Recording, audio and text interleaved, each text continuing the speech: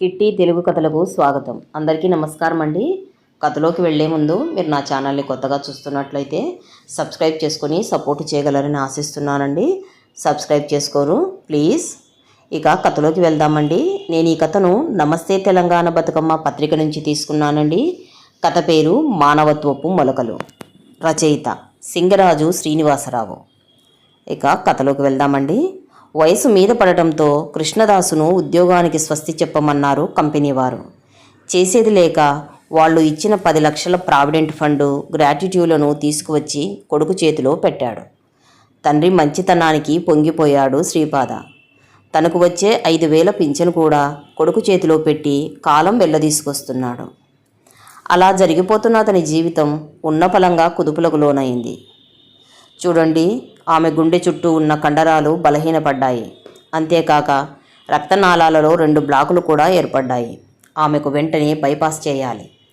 Operation మందులకు కలిపి సుమారు 5 లక్షలు ఖర్చవుతుంది చెప్పాడు డాక్టర్. కృష్ణదాసు గుండె ఆగినంత పని అయింది. 5 లక్షలు ఖర్చవుతుందా? అంత డబ్బు మన దగ్గర ఎక్కడ ఉంది? ఒకవేళ మందులు వాడినా ఆపరేషన్ 3 నెలలు వాయిదా వేయవచ్చు. ఆపరేషన్ మాత్రం తప్పనిసరి. ఏ విషయమో త్వరగా తేల్చుకోండి మరలా తనే చెప్పాడు డాక్టర్. అలాగే సార్ అని తల ఊపి బయటికి వచ్చాడు కృష్ణదాసు. ఆలోచిస్తూ విభావరి ఉన్న గదిలోకి వెళ్ళాడు. అక్కడ తల్లితో మాట్లాడుతున్నాడు కొడుకు శ్రీపాద. తండ్రి రావడం చూసి, అమ్మా, నాన్న వస్తున్నాడు అన్నాడు. ఏమండి, డాక్టర్తో మాట్లాడారా? ఏమన్నారు? మందులు రాసిచ్చారా? ఎప్పుడు డిశ్చార్జ్ చేస్తారట? ప్రశ్నల వర్షం కురిపించింది విభావరి. మాట్లాడలేదు కృష్ణదాసు. మాట్లాడరేంటి నాన్న?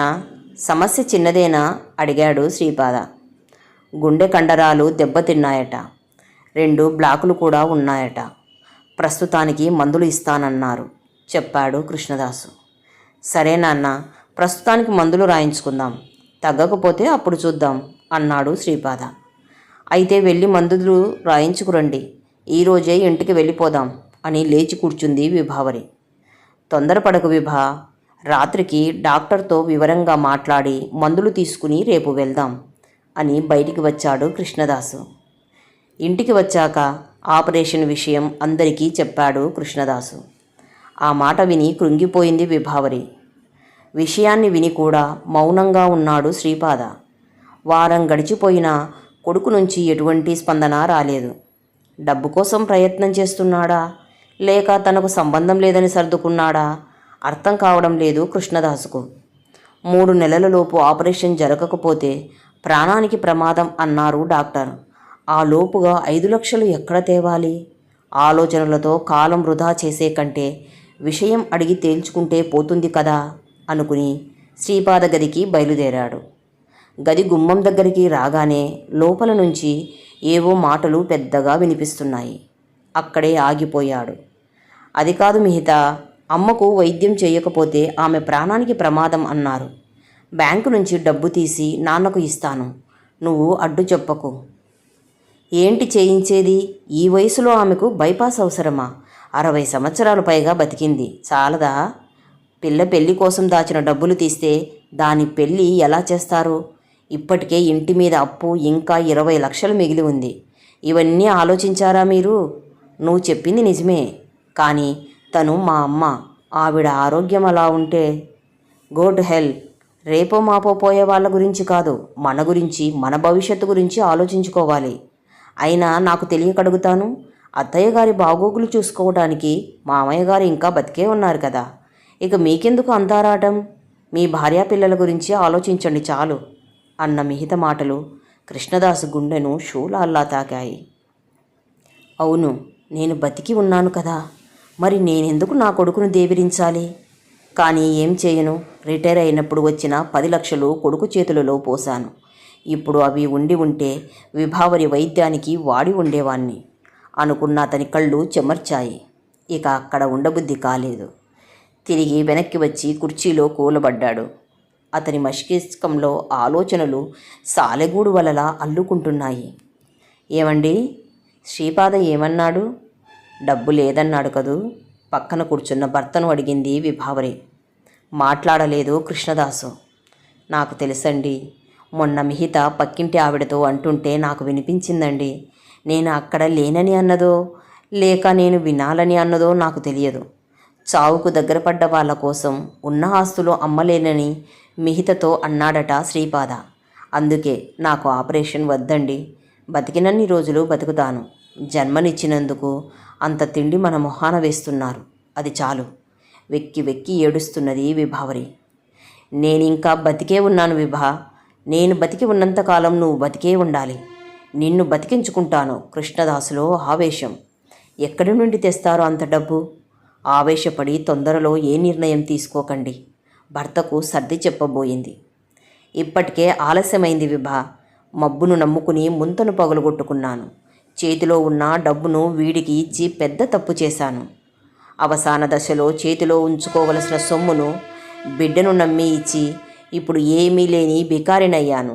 భార్యకు వైద్యం చేయించలేని అసమర్థుడిని అయ్యాను, తలదించుకున్నాడు కృష్ణదాసు.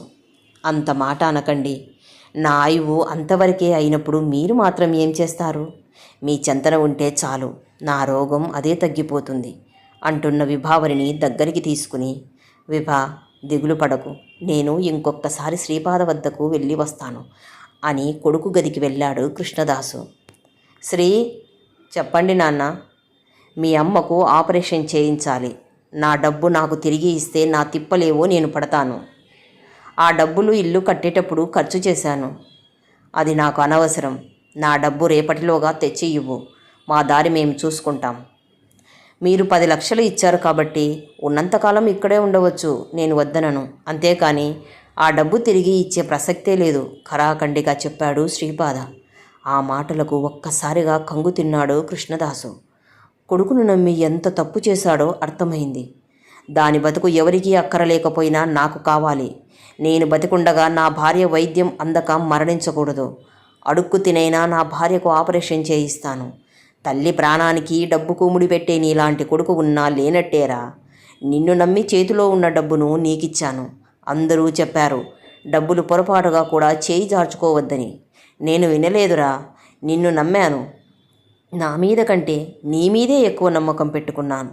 అది తప్పని తెలిసిందిరా. ఇక నీ దారి నీది, మా దారి మాది అని విసవిసా వెళ్ళిపోయాడు. ఏమిటే నువ్వనేది? అమ్మమ్మకు 2 కిడ్నీలు చెడిపోయాయా? Kidney transplantation చేయించాలా? అయినా తాతయ్య నాకు చెప్పకుండా నీకు చెప్పడమేమిటి? తాతయ్యకు ఫోన్ చేసి అడుగుతాను అని కూతురు వసుధ చేతిలో నుంచి ఫోన్ లాక్కుని తండ్రికి ఫోన్ చేసింది.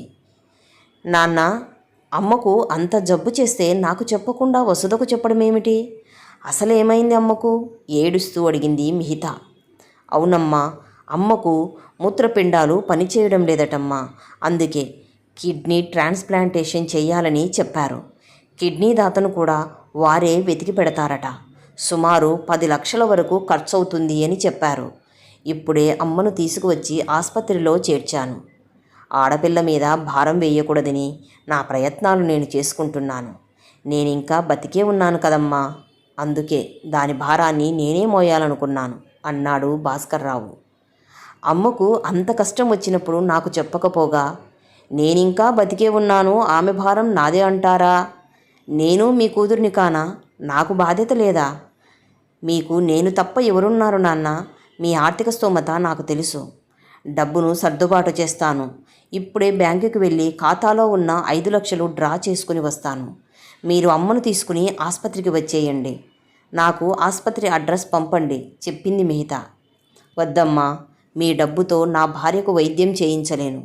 ఇంటిని కుదువపెట్టి డబ్బులు సర్దుబాటు చేస్తున్నాను. మీ అవసరాల కోసం దాచుకున్న డబ్బును నా భార్య ఆరోగ్యం కోసం వాడుకోలేను. వద్దమ్మా, ఈ విషయం అల్లుడు గారికి తెలిస్తే బాగుండదు అన్నాడు భాస్కర్రావు. ఇల్లు కుదువ పెడితే మీరు వీధిన పడతారు. వద్దు నాన్న, ఆ డబ్బు నేనే ఇస్తాను. ఆయన నా మాట కాదండు. నాకు అమ్మ కంటే ఎవరూ ఎక్కువ కాదు. మీరు ఇంకేం మాట్లాడకుండా ఆసుపత్రికి అమ్మను తీసుకురండి అని ఫోన్ కట్ చేసి బయలుదేరింది మిహిత. బ్యాంకులో డబ్బులు డ్రా చేసుకుని తండ్రి చెప్పిన అడ్రస్కి చేరింది మిహిత. వేగంగా అడుగులు వేసుకుంటూ వస్తున్న కూతురికి ఎదురు వెళ్ళాడు భాస్కర్రావు. నాన్న, ఇదిగో 5 లక్షలు, ముందు వీటిని కౌంటర్లో కట్టి అమ్మకు వైద్యం మొదలు పెట్టమనండి. మిగిలిన డబ్బు మా వారి చేత లోను పెట్టించి కడదాం. ఆలస్యమైతే అమ్మ ప్రాణాలకు ప్రమాదం ముంచుకురావచ్చు అంటూ భాస్కర్రావు చేతిలో డబ్బు పెట్టింది మిహిత. దానికోసం మీ కష్టార్జితాన్ని ఖర్చు పెడతావా? వద్దమ్మా, ఈ విషయం మీ మామగారికి అల్లుడికి తెలిస్తే నీ కాపురంలో కలతలు వస్తాయి. నా మాట విని ఈ డబ్బు తీసుకుని వెళ్ళిపో. ఇంకొంచెం సేపట్లో మార్వాడి అతను వచ్చి డబ్బు తీసుకువస్తానన్నాడు. ఆ డబ్బు కడతాను అని డబ్బులు తిరిగి ఇవ్వబోయాడు భాస్కర్రావు. కానీ మిహిత ఒప్పుకోలేదు. బలవంతంగా తండ్రిని కౌంటర్కు పంపి డబ్బు కట్టించింది. నాన్న, అమ్మ ఎక్కడుంది? ఒక్కసారి చూడొచ్చా? అడిగింది మిహిత. ఏమండి, ఎక్కడికి వెళ్ళారు? ఆపరేషన్ మొదలు పెట్టాలి, త్వరగా డబ్బు కట్టమని డాక్టర్ చెప్పి పంపించారు అంటూ ఎదురు వచ్చింది మిహిత తల్లి మాళవిక. కట్టాను మాలవి, మన అమ్మాయి తెచ్చిన 5 లక్షలు కట్టేశాను. ఇక చెల్లాయికి ఆపరేషన్ జరుగుతుంది. నువ్వు ఇక్కడే ఉండు. నేను ఈ రసీదు డాక్టర్కు చూపించి ఆపరేషన్ మొదలు పెట్టమంటాను అని వెళ్ళాడు భాస్కర్రావు. మిహితకు అంతా అయోమయంగా ఉంది. ఎదురుగా తల్లి కనిపించడంతో అసలు ఏం జరుగుతుందో అర్థం కాక నిర్ఘాంతపోయి చూసింది. ఆశ్చర్యపోతున్నావా మిహిత? అమ్మకు బాగాలేదని చెబితే ఇక్కడ ఇది గుర్రంలా తిరుగుతున్నదేమిటి అని సంశయంలో ఉన్నావా? ఇటురా చెబుతాను అంటూ మిహితను బయటకు లాక్కుని వెళ్ళింది మాళవిక. ఏంటమ్మా ఈ నాటకం? నాకు అబద్ధాలు చెప్పవలసిన అవసరం ఏమొచ్చింది? మా బాధ్యత గుర్తుకు వచ్చింది. అంటే? ఆ ఇంటి కోడలుగా నువ్వు తప్పు చేస్తే నిన్ను కన్నతల్లిగా నీ తప్పును నేను దిద్దాను. నేనేం తప్పు చేశాను? నాకు తెలిసి నేనే తప్పు చేయలేదు. తెలిసే చేశావు. నీ స్వార్థం కోసం ఒక నిండు ప్రాణాన్ని బలి తీసుకోవాలని చూశావు. మీ అత్త ఆపరేషన్కు డబ్బు అవసరమైతే ఇవ్వనని, చస్తే చస్తుందని నిర్దాక్షిణ్యంగా అన్నావు. కోడలిగా నీ బాధ్యతను మంటల్లో కలిపేశావు. వయసు మళ్ళిన మనిషి కోసం నా కూతురు పెళ్లికి దాచుకున్న డబ్బును ధారపోయమంటావా? అయినా నీకు ఈ విషయాలన్నీ ఎవరు చెప్పారు? వసుధ మన కళ్ళకు చిన్నపిల్లలా కనిపించినా వయసుతో పాటు మనసు ఎదిగిన పిల్ల. మీరు మాట్లాడుకున్న మాటలు విన్నది. పసివయసు నుంచి బామ్మ ఒడి ఆనందాన్ని పంచుకున్న వసుధకు బామ్మ తనకు దక్కదేమోనన్న భయం విషయాన్ని మాకు చెప్పేలా చేసింది. వదిన గారిని తీసుకుని అన్నయ్య ఇల్లు వదిలి వెళ్ళిపోవాలనుకున్నారని కూడా తెలిసింది. ఇక ఆలస్యం చేస్తే పరిస్థితి చేయి దాటిపోతుందని నీకు నా మీద ఉన్న ప్రేమను అడ్డుపెట్టుకుని ఇంత నాటకం ఆడాం. ఆడపిల్ల దారి తప్పితే అది తల్లి తప్పిదమవుతుంది. కోడలిగా నువ్వు తప్పు చేస్తే తల్లిగా నీ తప్పు దిద్దవలసిన బాధ్యత నాది అంటున్న తల్లి మాటలకు కొయ్యబారిపోయింది మిహిత. ఇంతలో అక్కడికి వచ్చిన భాస్కర్రావు, మనం ఆడపిల్లకు జన్మనివ్వలేదే, ఒక పాషాణాన్ని జన్మనిచ్చాం. అత్తింటి వారి విలువ, అత్తగారి విలువ తెలియని ఒక మూర్ఖురాలిని కన్నాం. అత్తగారికి అత్యవసరమైన ఆపరేషన్ అంటే మొండి చేయి చూపిన నీ కూతురు నీకు జబ్బు చేసిందని చెప్పగానే ఆగ మేఘాల మీద మొగుడికి కూడా చెప్పకుండా 5 లక్షలు తెచ్చింది. తల్లి మీద తనకున్న ప్రేమ తనకు భర్తను కని ఇచ్చిన అత్త మీద లేదు. ఇటువంటి మనుషులను ఇలాగే మోసం చేయాలి. ఇప్పుడు మన బాధ్యత తీరిపోయింది. కొడుకు సంపాదనతోనే అతని తల్లి ఆపరేషన్ జరుగుతున్నది. ఆమె తిరిగి కోలుకుంటుంది. అది చాలు, ఇక వెళ్దాం పద అంటూ వెనుతిరిగాడు. మిహితకు నోట మాట రాలేదు. తనను ప్రాణంగా ప్రేమించే తండ్రి ఇప్పుడు అసహించుకుంటున్నాడంటే తను ఎంత తప్పు చేసిందో తెలిసి వచ్చింది ఆమెకు. అవును, నాన్న చెప్పినట్లు అత్తగారే లేకపోతే తనకు శ్రీపాద ఎలా దక్కేవాడు? కళ్ళ ముందు కమ్ముకున్న స్వార్థపు పొర తొలగసాగింది. ఇంతలో అక్కడికి వచ్చాడు శ్రీపాద. మామయ్య, డబ్బు కట్టారా? అమ్మకు ఆపరేషన్ మొదలైందా? అడిగాడు. అంతా అయిపోయింది బాబు, మరొక్క అరగంటలో ఆపరేషన్ కూడా పూర్తయిపోతుంది చెప్పాడు భాస్కర్రావు. థ్యాంక్ యూ మామయ్య, అంతా మీ చలువే అంటున్న శ్రీపాద వంక ప్రశ్నార్థకంగా చూసింది మిహిత. చూడమ్మా, ఇదంతా మీ ఆయనతో చెప్పే చేశాం. వసుధ నుంచి ఫోన్ వచ్చిన తర్వాత అల్లుడితో మాట్లాడాం. విషయం అంతా చెప్పి బాధపడ్డాడు. నీ మాట కాదనలేకపోతున్నానని కూడా చెప్పాడు. తప్పు తనదేనన్నాడు. శ్రీపాద చేత బావగారికి క్షమాపణ చెప్పించి అందరం కలిసి నువ్వు చేసిన తప్పు నీకు తెలియచేయాలని ఇలా పథకం వేశాం అన్నాడు భాస్కర్రావు. మిహిత, అత్తగారంటే శత్రువు కాదమ్మా. నేను నీకు తల్లిని అయితే ఆమె నీ భర్తకు కన్నతల్లి. నువ్వు ఆమెను దేవతలా చూడనక్కర్లేదు, ఒక స్నేహితురాలుగా చూసుకుంటే చాలు. బతికినంత కాలం బతకబోరమ్మా పెద్దవాళ్ళు. వాళ్ళు బతికినన్నాళ్ళు వాళ్ళను ఆప్యాయంగా ఆదరిస్తే చాలు. నీ భర్త ఎదుగుదలకు జీవితం ధారపోసిన వాళ్ళమ్మా నీ అత్త మామలు. అది నువ్వు గుర్తిస్తే చాలు. పెళ్ళంటే ఇద్దరు కలయిక కాదమ్మా, అది రెండు కుటుంబాల మధ్య ఒడంబడిక. ఒకరినొకరు తోడుగా ఉంటూ ఒకే కుటుంబం అన్న భావనతో బతకాలి అని చెబుతున్న తల్లి పాదాల వాలి బోరుమన్నది మిహిత. మనిషి మనసులో స్వార్థపు పిలకలు నశించి మానవత్వం చిగురు తొడగాలి. అప్పుడే నీ నా అనే భేదభావాలు తొలగిపోతాయి అంటూ మిహిత భుజాలు పట్టుకుని లేపింది మాలవిక. ఇంతలో నర్సు వచ్చి ఆపరేషన్ విజయవంతమైందని, ఇంకో అరగంటకు స్పృహ వస్తుందని చెప్పింది. ఆనందంతో థియేటర్ వైపు బయలుదేరారు అందరూ.